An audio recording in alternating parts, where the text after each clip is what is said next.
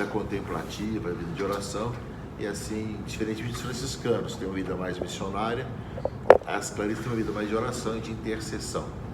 E também queremos comentar os advogados, né? Hoje, 11 de agosto também, dia do advogado, né?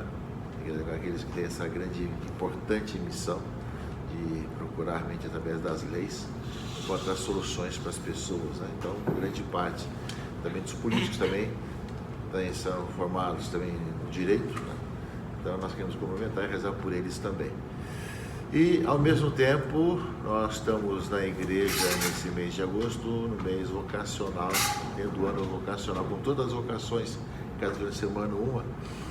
Esse próximo final de semana agora, nós comemoramos o Dia dos Pais, o início da Semana Nacional da Família, e também a igreja nos pediu que no domingo rezássemos também pela a oração do Nascituro, né, em relação à DPF 442, né, para que realmente pudesse a vida ser vitoriosa. Então, são vários assuntos que também dizem respeito ao trabalho dos católicos na política. Então, iniciamos esse nosso encontro, em nome do Pai, do Filho e do Espírito Santo. Amém. Amém. Obrigado, Dorani, pelas suas palavras de abertura. E eu gostaria já de imediato, passar a palavra ao nosso convidado de hoje, que é o senador Carlos Portinho, um amigo já de muitos anos aqui, colaborador aqui na Arquidiocese.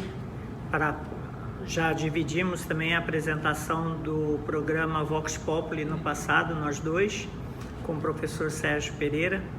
Eram debates bastante interessantes, né? Muito. Onde a gente conseguia justamente tratar de temas de grande relevância para o Rio de Janeiro, para a nossa cidade. Continuar mais? Eu acho que por conta da idade, por conta das aposentadorias dele, e eu acho que o principal fator são os netos que moram em Paris e de vez em quando ele está mais lá do que cá. Então o professor Sérgio é um ícone na nossa arquidiocese. Falando hoje, da área de comunicação. É o programa mais antigo da Rádio Catedral. Foi o primeiro programa. O Dom Eugênio inaugurou a rádio e o primeiro programa que entrou no ar logo depois da Ave Maria foi o Vox Populi. Era o programa mais antigo. E um programa de grande importância para o Rio de Janeiro, porque ele trazia temas, senador, que refletia sobre as situações atuais da cidade. Pensava-se muito a cidade do Rio de Janeiro e se pensava muito também um trabalho de o que fazer de melhor para a cidade do Rio de Janeiro. Portinho, por várias vezes, fez a apresentação quando era preciso, porque o professor, às vezes, tinha prova na universidade, alguma coisa. Ele era reitor também da Cândido Mendes, então ele tinha muitas atribuições e em alguns momentos eu e o Portinho, a gente apresentava o Vox Populi e fazia um debate bastante interessante em relação a isso. Mas eu já aproveito para passar a palavra, então, agora para o nosso senador, Carlos Portinho, que nosso convidado de hoje e também... O Jânio tá dando conta de gravar hoje, não.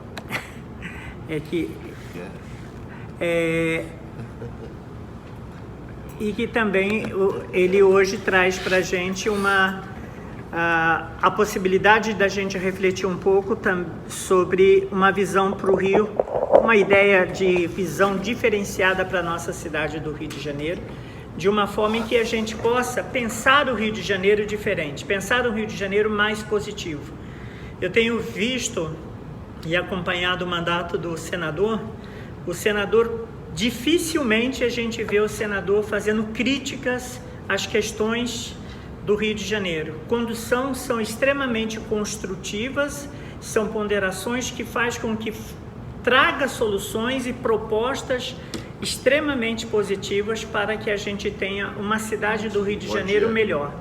Então, baseado nesse conceito, de um olhar diferente para o Rio de Janeiro, a gente fez questão de estar convidando o senador para estar conosco hoje.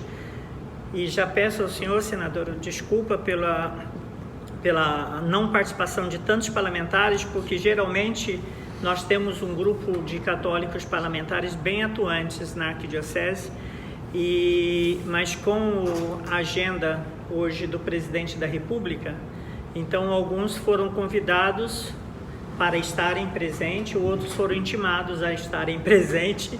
Então, isso faz com que a gente tenha esse número um pouco mais reduzido, mas, de qualquer maneira, aqueles que nos acompanham pelo YouTube, aqueles que nos acompanham pelas redes sociais, poderão depois acessar esse trabalho nosso de hoje e ver o belo e o grande trabalho que o senhor vem fazendo no Senado. Eu gostaria de passar para o senhor a palavra. Representando a deputada Laura Carneiro. Tá, muito obrigada. Então, eu gostaria de passar a palavra ao senador, já justificando que nós tivemos hoje temos a ausência do deputado Galberto, que a sogra dele, Márcio Galberto, o sogro ou a sogra, né? A sogra dele faleceu. E faleceu ontem à noite, e o nosso deputado Fred Pacheco também hoje está numa agenda em São Paulo, então não pôde estar presente aqui, né? Eu tenho a informação que a deputada Marta Rocha estaria chegando também, vamos aguardar. E, enfim... É a sogra mesmo. Né? É a sogra, né? Uhum.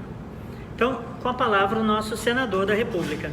Muito obrigado, Cardeal Dona Ani, por me receber aqui nesse prédio. Me dá muita alegria voltar aqui, realmente. O Jair, meu amigo, de Rádio Catedral. Sabe, Cardeal, eu comecei com o professor Sérgio na Rádio Catedral, eu devia ter acho que eu não tinha nem 30 anos. Eu me lembro que eu participei algumas vezes do programa durante um ano, depois me ausentei e em 2014, se eu não me engano, 2013, 14 e 15, voltei a participar nesse período próximo a esse. E realmente esses encontros são feitos por nós cristãos católicos, né? São muito importantes, seja através da rádio difundindo o cotidiano da cidade, que era realmente um programa muito dinâmico, seja aqui com esses encontros. Eu já havia participado, não aqui à mesa ao seu lado, Cardeal, mas assistindo, acompanhando em pelo Zoom, né? Pelo Zoom, porque os assuntos que são tratados, eles impactam nas nossas vidas e nas vidas daqueles que nós temos o dever de cuidar, né? de nos preocupar, né? Por isso, acho que está dentro exatamente do nosso espírito católico, do cuidado ao próximo, né? É um norte que a gente não pode esquecer nunca. Rapidamente aqui agradecer a presença de todos, meu colega advogado, né, que eu já vi ali. Sou advogado? Estudante de Direito, muito bom, será. Hoje é o dia do advogado. Eu me licenciei da OAB, e já entrando um pouco na minha história, quando assumi o mandato de senador, infelizmente, quando do óbito do senador Harold Oliveira, meu grande companheiro, me escolheu para ser o seu suplente, né? A nossa querida deputada Laura Carneiro, ela sabe bem, fui secretário de habitação da cidade por 2 vezes, antes da cidade do Rio, antes já havia sido secretário de ambiente do estado do Rio de Janeiro, que foi minha primeira missão pública, depois secretário de habitação 2 vezes, fui candidato a vereador. Num primeiro momento eu entendia que por mais que você tivesse estudado para ser um gestor, seja um bom gestor, qualquer um na política, até a orientação que eu dou, né? O meio político, ele respeita quem tem voto. Pode ter 500 votos, 100 votos, 10 votos, mas é assim que o meio político se movimenta, né? Eu não fui eleito por muito pouco, na verdade dizem que eu não fui eleito por um churrasco, né? Foram cerca de 100 votos, Cardeal.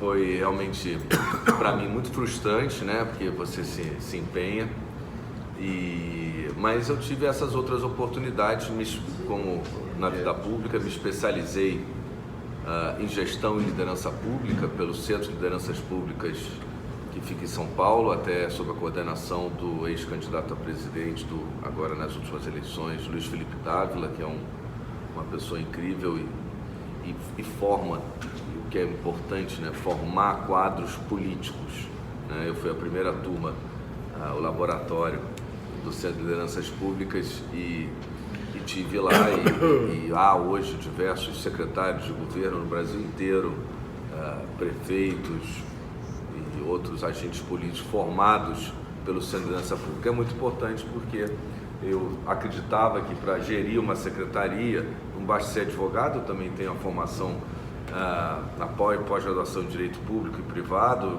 Direito Administrativo, Direito Eleitoral, onde eu me especializei, que lá atrás me levou ao caminho da política, mas precisava entender da gestão, né? Para fazer uma boa gestão à frente das secretarias. Então, voltando aí a um passado recente, infelizmente não da forma, nunca seria da forma que eu quis, mas foi como Deus planejou a minha trajetória aqui na Terra, e eu assumi como senador em outubro de 2020. E é curioso, né? Porque geralmente o Senado na carreira política digamos assim, o grande finale, né? Como foi do senador Harold, que depois de 4 mandatos como deputado federal, né? Então geralmente ele encerra uma bela trajetória, e eu brincava que ali o mais bobo, lógico que não era só uma brincadeira, né? Mas eu brincava que o mais bobo foi o presidente da República, que era o presidente Collor. Lógico que não, Collor, uma pessoa incrível, mas apenas para dar a dimensão do que é ali o Senado Federal. E eu sempre entendi a responsabilidade do cargo, dessa missão, né? E entendi que eu precisava me colocar no meio daqueles políticos tão experientes que estavam lá e estão ainda no Senado Federal. Foi aí que eu tive convite para migrar do PSD, hoje partido aqui do prefeito Eduardo Paes, na época, na fundação, junto ainda com Kassab, né, que é o grande fundador, Gilberto Kassab, e aqui no Rio com o Índio da Costa, com quem eu trabalhei como assessor parlamentar lá no início da minha trajetória, e nós fundamos o PSD. Eu fiquei no PSD por 11 anos, eu participei do crescimento, da expansão do PSD, dos quadros, foram muitas eleições do PSD, a cada eleição aqui no Rio aumentando a sua bancada e a sua importância. Mas eu tive o convite de ir para o Partido Liberal. O Partido Liberal tinha 2 senadores. Lá no Senado você tem a liderança que te permite instrumentos de destaque, de emendas, de destaque em emendas, participação no colégio de líderes, e eu fiz essa migração para o PL. E naquela época, a título de registro, né, o nosso último líder, né, o último senador que participou de um colégio de líderes tinha sido o nosso querido Francisco Dornelles, que Deus queira que se recupere rápido, né, da sua saúde, que nos preocupa a todos. E qual a importância de ter um representante do Rio de Janeiro no Colégio de Líderes? É porque lá é que são tomadas decisões, os rumos. Se um projeto de lei vai entrar em pauta, lá são feitos grandes acordos políticos, né? Às vezes uma alteração num projeto para que ele tenha adesão, para que seja aprovado. Isso significa que o Rio tinha ficado 8 anos sem participar das decisões verdadeiras ali, primeiras do Senado Federal. Essa foi a importância. Eu assumi como líder do PL essa missão. E acho que o meu bom trânsito com todos os parlamentares, com todos os senadores, meus colegas, né, assumir temas à frente, temas importantes no Senado Federal, leis que eu relatei, que eu pude aprovar, como, por exemplo, o marco legal das startups, né? A gente vive na era digital, estamos aqui, né? E as startups permitem aí empreender, né? Desenvolver, inovar. Faltava uma regulação para isso, foi um marco muito pedido pelo setor todo de tecnologia, e fizemos uma grande discussão participativa, realmente democracia participativa mesmo, com todos os setores, diversas audiências públicas, viajei o Brasil, envolvemos e chegamos ao texto, que naquele momento foi o melhor texto, ainda é, e tem sido muito utilizado, porque inclusive ele traz para o gestor público a oportunidade de contratar soluções inovadoras para problemas da sua cidade, do seu estado, que a lei, né, antes ela não permitia, né, inclusive fora da lei de licitações, contratar soluções tecnológicas, soluções inovadoras, né, abrir mais oportunidades exatamente para que esses empreendedores pudessem também entrar, né, e ajudar nós gestores públicos a resolver muitos problemas, como tem sido usado aí já os contratos públicos de solução inovadora, que é fruto da lei das startups. Também fui relator da Sociedade Anônima do Futebol. Esse é um tema mais próximo, porque minha especialidade foi na vida como advogado do direito desportivo, né? Hoje eu estou licenciado desde que eu assumi o Senado Federal, mas sou advogado e hoje devemos celebrar, Cardeal, Dona Ani, esse dia, essa data, 11 de agosto, dia do advogado, dia honroso para nós. E como eu já advogava no direito esportivo, era um tema mais próximo, mas foi também uma lei transformadora. Aqueles que torcem aí para o Botafogo, né? O Vasco ainda está acertando a sua gestão, ainda está cometendo alguns erros de gestão, faz parte do processo. A Sociedade Anônima do Futebol, ela não é a salvação do futebol brasileiro, é uma mudança cultural, né, que antecede uma grande transformação econômica, e a gente vai experimentar isso nos próximos anos, porque já são muitos clubes aderindo a esse modelo empresarial que exige responsabilidade, gestão, né, e transparência, principalmente nas contas, no cumprimento das obrigações, e o resultado esportivo é consequência, então às vezes demora, às vezes parece rápido, anda um pouquinho para trás, mas na frente vai ser melhor para o futebol brasileiro. Já movimenta mais recurso, mais investimento no nosso país, né? E acabei, no ano passado, assumindo a liderança do governo Bolsonaro no Senado. E aí também faço um registro, o último líder de governo no Senado do Rio de Janeiro foi Arthur da Távola. E aí a gente pode falar de coisa de mais de 10 anos o Rio de Janeiro não teve um líder de governo, né? Aquele que conduz as políticas, os projetos de relevância do governo dentro ali daquela casa alta do parlamento. Cumpri uma missão difícil, no sentido de que poderia haver um desgaste muito grande, um ano eleitoral, né, de muita polarização, mas eu cumpri ali o meu papel legislativo e nós aprovamos leis muito importantes, inclusive a própria ajuda que foi dada ano passado, em agosto, aos caminhoneiros, ao gás, a redução de impostos, que é o que eu acredito, já digo, embora sei que muitos governadores reclamam e deixaram, eles dizem que perderam, né? Mas na verdade deixaram de arrecadar, porque os estados, a maioria, no caso do Rio de Janeiro, por exemplo, onde há a crítica, e eu respeito a crítica do governador, mas ele teve superávit, né? E no meio de uma crise econômica, o brasileiro precisava de um alívio, porque o preço da inflação, com guerra, pós-pandemia, pressionava muito a inflação e o bolso, a cesta básica, o produto na gôndola, o gás. Então, foi necessário e mostrou, na verdade, na minha opinião, quando a gente reduz impostos, a gente aumenta a base de arrecadação e acaba ajudando o país a se desenvolver e, consequente, a arrecadar mais, e isso tem um impacto positivo também nas contas públicas, né? Menos sonegação e outras questões.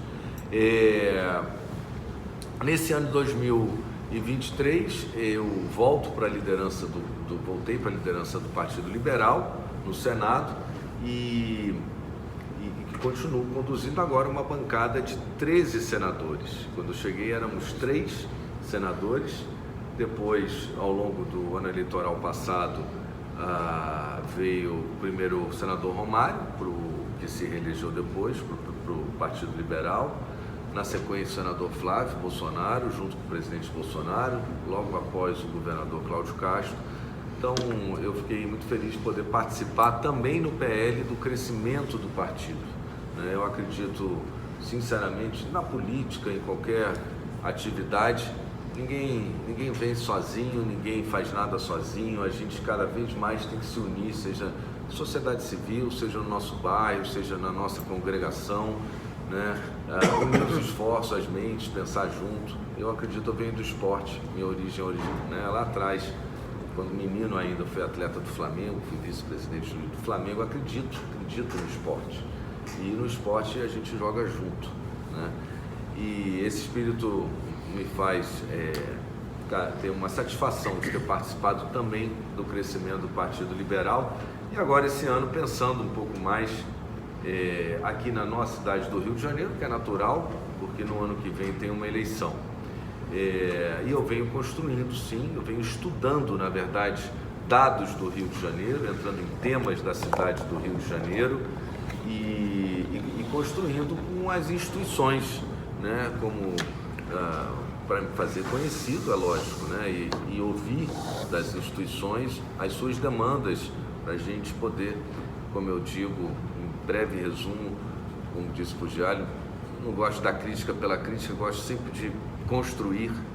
Para mim até hoje é difícil nesse momento ser oposição lá no Senado, porque eu gosto de construir, não gosto só de ficar derrubando, criticando, mas aqui com o Rio de Janeiro a gente tem que colocar os nossos ativos para funcionar em favor da cidade. A gente tem muito ativo, então tá aqui hoje, aqui com você, Cajal, junto aqui dos nossos irmãos, como católicos, construindo a OAB, o IAB dos arquitetos. Eu tenho conversado com a FEComércio, tenho conversado com a FIJAN, tenho conversado com o SEBRAE e todo o Sistema S, Associação Comercial, algumas universidades, como ontem tive com o professor Celso Nisquier, inclusive, uma conversa boa sobre a reforma tributária e outras questões, e tenho conversado com partidos, para a gente entender se a gente deve insistir, porque muitas vezes a gente insiste com as mesmas pessoas, e não é uma crítica, mas elas já pensam e executam da mesma maneira, e os resultados às vezes não podem ser diferentes de antes. Então, às vezes, se a gente quer mudar, a gente tem que buscar, junto de outros atores políticos, os seus quadros e conversar, interagir e ver se é possível um casamento no futuro. Então, tenho conversado sim com o PSDB, tenho conversado com o Novo, tenho conversado com o PTB, com o PRTB, conversei com republicanos, conversei com o PP, converso muito dentro do partido, é lógico, mais com os parlamentares mais próximos em Brasília, porque minha vida é muito em Brasília ainda, agora com a reforma tributária é necessário mais do que nunca, mas tenho buscado construir sim uma candidatura à prefeitura. O senador Flávio realmente há poucos dias no Senado manifestou o apoio. Acho que a gente tem que entender qual é o perfil da próxima eleição. Eu acho que o perfil da próxima eleição, que é uma eleição municipal, a questão nacional passa lateralmente a isso, não pode ser o centro. A gente tem problemas da cidade que a gente precisa debater, buscar alternativas, Eu acho que o perfil da eleição é um perfil próximo ao prefeito Eduardo Paes, porque ele vem já há muitos anos à frente da gestão da cidade, e a renovação é importante, mas eu acho que o carioca busca um carioca, como eu sou carioca, então posso levantar meu dedo e me habilitar, e que tenha um debate de conteúdo, e que tenha conteúdo. Eu trabalhei com o Eduardo, tenho uma boa relação com ele, fui secretário de habitação, conheço a estrutura, a máquina administrativa da Prefeitura do Rio, só que eu tenho algumas divergências sobre alguns assuntos, sobre essa questão, por exemplo, agora do Galeão de Santos Dumont. Também participei do grupo durante 2 anos estudando o caso, que envolveu aí Estado, município, FIJAN, as instituições todas, FEComércio, E um grupo técnico deu lá no relatório uma solução técnica que não está sendo seguida. Tem uma crítica, sim. Tenho crítica à questão da mobilidade e aí principalmente na questão, Cardeal, que eu acho que nos aproxima mais do que nunca, né? A situação social da nossa cidade, que tem impacto na desordem urbana, tem impacto no desenvolvimento, por exemplo, do centro da cidade, dessa região aqui que eu considero, né, adjacente aqui da Glória, onde a miséria, vou falar de miséria mesmo, uma miséria muito presente nas ruas, e dentro do espírito, para concluir agora, de colocar os ativos da nossa cidade para funcionar, não tenho dúvida que a Igreja Católica, né, ela tem e já faz, historicamente faz um papel, ela tem um papel muito importante na solução, ou pelo menos no endereçamento de uma política pública que ajude. É lógico que tem outros fatores econômicos, se tiver mais emprego, você consegue dar emprego a essas pessoas, tem a questão do acolhimento por parte da prefeitura, mas a gente sabe que tem outras instituições que podem, e aí é que eu falo, colocar os ativos da cidade para funcionar, que podem, ombreadas, né, contribuir, já fazem, para que a gente possa levar mais caridade e possa tratar, né, do próximo, como é aqui a nossa missão. Muito obrigado. Senador, muito obrigado pela sua colocação e sua participação. E eu gostaria eu acho que junto aqui aos presentes, né, o senhor falou justamente dos desafios que nós temos na cidade do Rio de Janeiro, e realmente a parte social, ou seja, o Rio de Janeiro, desde o que a gente vem encontrando nas ruas do Rio, a área social, a gente tem sentido uma grande necessidade de um olhar mais político do que simplesmente um olhar só caritativo.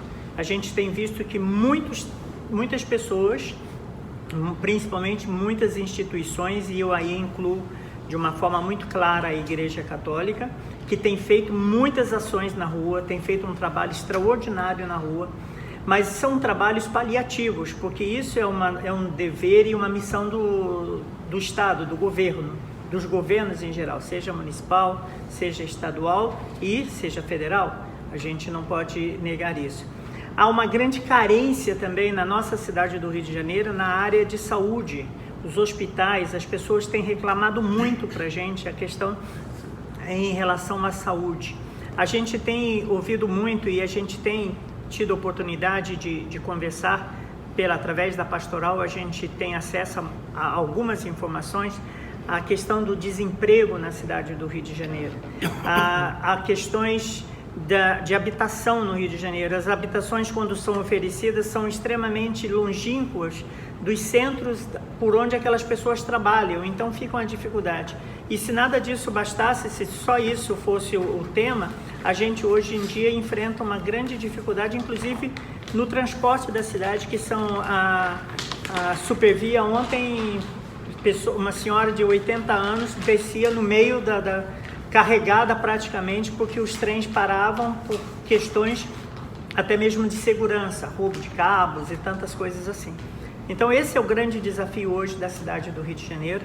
A gente se alegra de saber que tem cariocas com o espírito que o senhor tem de enfrentar esses problemas, né, de se propor a enfrentar esses problemas com uma missão mais direcionada no executivo.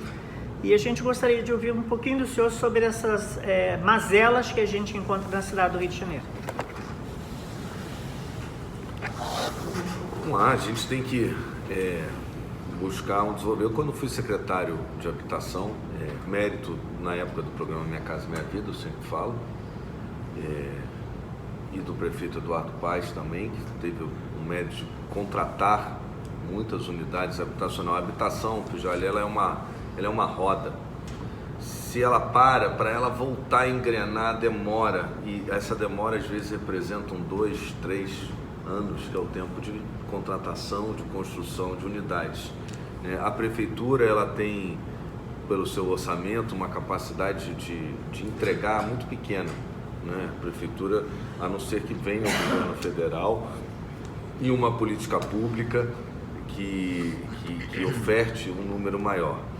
Nos últimos anos, inclusive tanto na gestão do ex-prefeito Crivella, quanto na gestão atual do prefeito Eduardo Paes, não subiu um tijolo na cidade, né? Por parte da prefeitura, umas entregas muito raras. Então são aí, pega aí quase 6, 7 anos sem produção habitacional.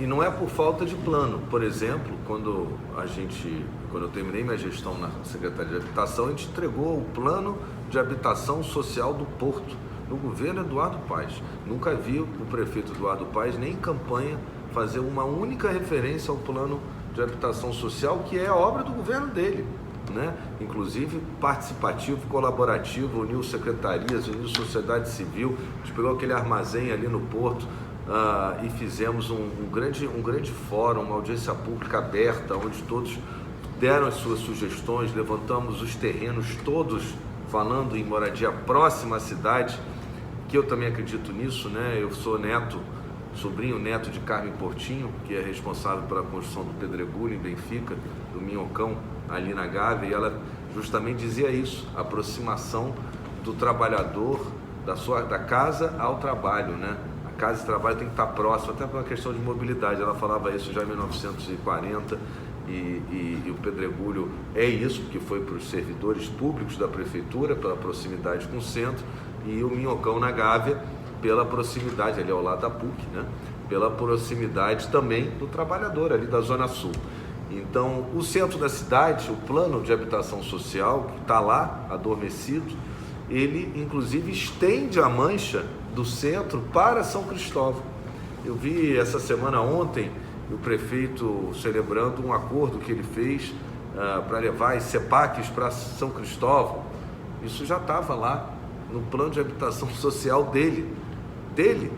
Eu dou o nome, eu dou o crédito, não tem problema nenhum, eu só fico triste que não tenha sido executado, né? Ali em São Cristóvão, inclusive com benefícios para a construção de imóveis numa região próxima. A gente tem importante a construção lá em Santa Cruz, Campo Grande, Zona Oeste, eu reconheço, acho importantíssimo. Quem mora lá, eu estive lá essa semana visitando vários condomínios Minha Casa Minha Vida, e muitos deles ainda muito bem cuidados, você vê o carinho do morador, outros um pouco menos, porque talvez a faixa de renda seja menor, mas há a distância. Mas aí não é o problema da habitação, aí é o problema de mobilidade, aí é o problema de desenvolvimento de novas centralidades. Isso é muito importante, porque, veja, o Rio de Janeiro, a cidade, ele só tinha um centro, que era o centro da cidade, assim conhecido, aqui ao lado, né? Onde toda atividade econômica se concentrava, de serviços, de empresas, né? Depois a Barra da Tijuca expandiu e a gente realmente conseguiu desenvolver um centro ali, uma nova centralidade na Barra da Tijuca.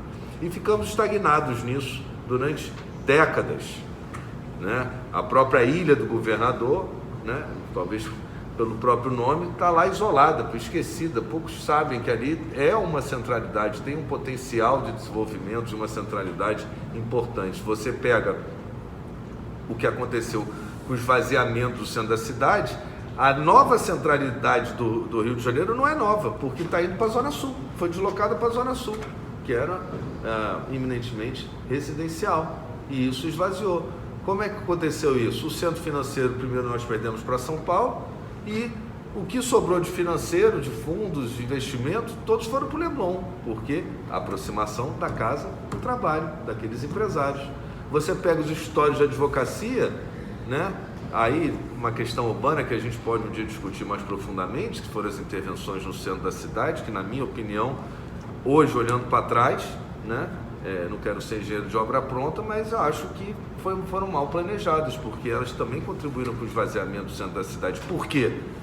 Porque a senhorinha pegava o táxi dela para ir ao advogado na Rio Branco, e agora ela não consegue chegar no prédio do advogado dela, porque ela tem que pegar um VLT ou ela tem que andar por um passeio público.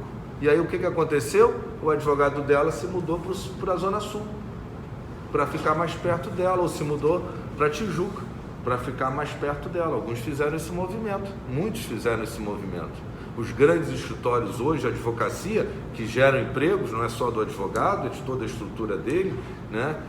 Geram naturalmente mais empregos do que os médicos, do que o advogado autônomo. Ele foi para a Zona Sul, né? Ele reduziu muitas vezes sua estrutura para ir para a Zona Sul, esvaziou o centro da cidade. A gente tem que achar a vocação do centro da cidade, e eu, aqui dentro da minha crítica construtiva, a grande vocação do Rio de Janeiro, porque já é na origem o celeiro do audiovisual, e a gente perdeu muito tempo com isso, é a vocação tecnológica. O centro da cidade tem que ser um grande hub de tecnologia para atrair, aí sim, novas empresas para isso. Mas o centro da cidade, até hoje, embora todos os esforços do prefeito Eduardo Paes, e digo só dele porque o prefeito Crivella não teve realmente essa preocupação, embora todos os esforços para desenvolver um hub de tecnologia, já se vão aí 12 anos e o Rio de Janeiro não é um hub nacional. E como eu fui relator do Marco Legal das Startups, eu posso dizer isso, porque eu visitei o hub do Recife, eu visitei o hub do Paraná, que o Sebrae foi fundamental para o desenvolvimento. A gente tem aqui o Sebrae também, com toda a capacidade de ajudar. Visitei, para mim, o case que é Florianópolis. Florianópolis é uma ilha, vivia do turismo, como a gente vivia lá atrás do turismo, e hoje voltou a viver praticamente da indústria, que é muito importante, porque temos aqui nossas belezas naturais. Só que hoje, a maior arrecadação de ISS de Florianópolis não é mais o turismo, porque eles perceberam que o turismo era sazonal. A arrecadação maior é tecnologia. E tudo isso aconteceu enquanto o Rio de Janeiro patinava nessas soluções, né? E qual é a importância aí, falando da questão social, para concluir? Qual é a importância da tecnologia? A gente está acostumado a dizer que essa juventude nem, né? Que nem estuda e nem trabalha. E nós erramos na comunicação porque ela é uma outra geração, né? A comunicação com essa juventude é a tecnologia. Hoje um salário inicial de um programador são R$5.000. Aquele rapaz que, sem desmerecer, porque todas as profissões são importantes, mas do ponto de vista salarial, né, o pai era porteiro de pouca instrução, ganha aí um salário mínimo, né, 2 no máximo.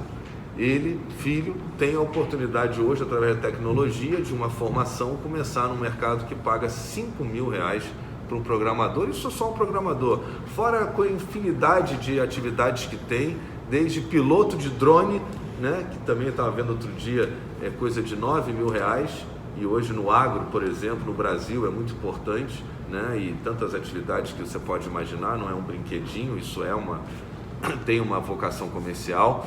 Então a gente tem que atingir esse jovem, né? E a gente tem que botar para funcionar esses ativos, para gerar empregabilidade, né? Inserir o Rio na era da tecnologia, trazer investimentos para a cidade e desenvolvimento urbano. Quem vai lá em Florianópolis, na ACAT, que foi um dos primeiros polos, junto com o Sapiens de desenvolvimento tecnológico, você vai ver, antes era um galpão, era um galpão na beira de uma rodovia federal.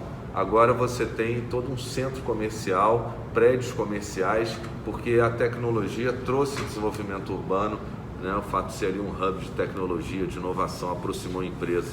Então, isso acontece quando você junta também as universidades. Não é uma universidade específica, é quem já tem expertise nisso.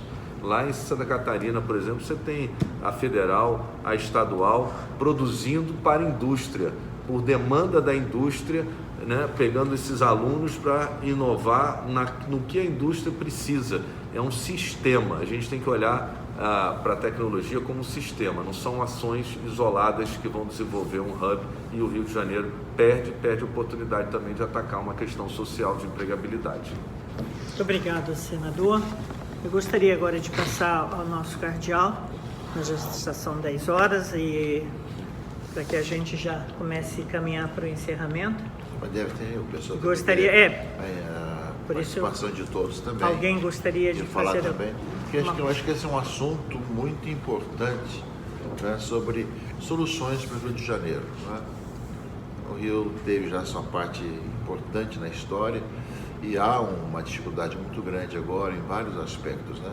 Não só na população de rua, que aumenta cada vez mais, questão da violência, questão de tantas questões da empregabilidade, a questão do transporte, tantas questões que existem, né, na habitação. E nós vamos aí ver, né, acho que enquanto, não pensando numa questão de eleições ou não, mas enquanto aqueles que pensam ou que querem vir ao Rio de Janeiro, quais seriam as soluções. Há pouco tempo atrás, nós tivemos, pediu um enviado que fosse até o dicastério para o desenvolvimento integral, lá em Roma, para perguntar quais eram os países que tinham problemas parecidos com o Rio de Janeiro e quais foram as soluções que encontraram para resolver a questão, né? Eles ainda não deram resposta, né? Escrevam isso e estudar o assunto, né? Para que a gente pudesse também ver alguns exemplos assim e trazer para discutir alguns países que tiveram problemas semelhantes, né? E que encontraram solução lá, que talvez não sejam as soluções nossas, mas podem nos inspirar em soluções também, né? Para todos nós, né? Porque é toda uma questão complicada. Ele dizia a questão, por exemplo, da moradia, a questão de saída do centro, de ir para outro lugar, mas a questão também, sabemos também a questão de muitas empresas, devido à violência, foram para São Paulo, né, foram para outro lugar. A questão, esse dia eu conversava com alguém da Infraero, né, reclamava um pouquinho do Galeão, conversava com alguém da Infraero, e dizia justamente isso, que havia alguém, uma empresa de aviação que queria fazer um voo para o Brasil, ofereceu o Rio de Janeiro, mas não, eu quero para São Paulo. São Paulo vai ter só de madrugada para chegar, não tem espaço assim, chega de madrugada, mas não vou para o Rio, não é? Então, há toda uma mentalidade difícil de que o Rio, o pessoal evita o Rio de Janeiro, sai do Rio de Janeiro. Nós temos vários exemplos assim, de diáconos permanentes que se aposentam, né, do trabalho e vão morar na região das águas, outros lugares, vão para outras regiões assim, do Rio, do estado do Rio, mas não ficam no município do Rio de Janeiro. Já assim, são 5, 6 diáconos já que se aposentaram do trabalho e foram para outras regiões e não a capital, não é? Então, são situações que nos fazem pensar, ou seja, como que seriam as soluções próprias para o Rio. O Rogério falava que o senador trabalha um pouco esse aspecto, né? E que, é claro, as boas soluções não são manchetes, não são divulgadas, né? A manchete sempre é o ruim, né?